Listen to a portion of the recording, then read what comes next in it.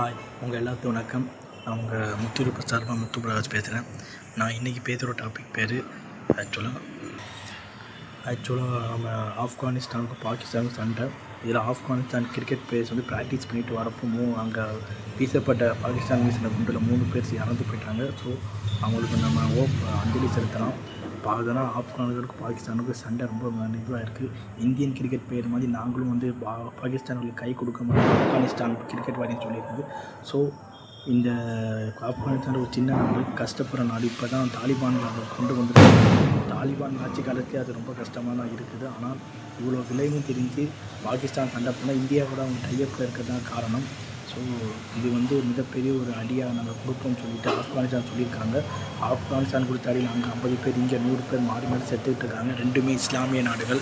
ஆனால் இவங்களுக்குள்ள இந்த ஈகோ இந்தியா ஒரு காரணமாக ஒரு சிலர் சொல்லிக்கிட்டு இருக்கிறாங்க. ஸோ இந்த பிரச்சனையை ஒரு தீர்வு காணப்படணும். ஏன்னா நம்ம ஆப்கானும் பாகிஸ்தானும் அடிச்சுக்கிறது வந்து உயிர்கள் போகும்.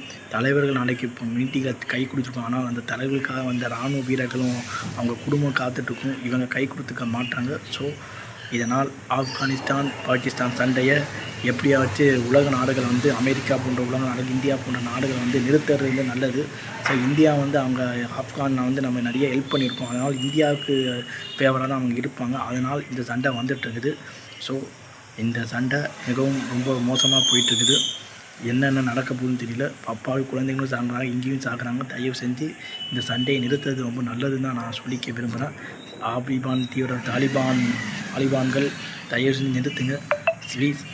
இதனால் சண்டை வேண்டாம், அமைதியாக இருங்கன்னு சொல்லி என் வீடியோ நான் முடிச்சுக்கிறேன். உங்கள்கிட்ட விடைபெறும் முத்து பிரகாஷ். பாய்.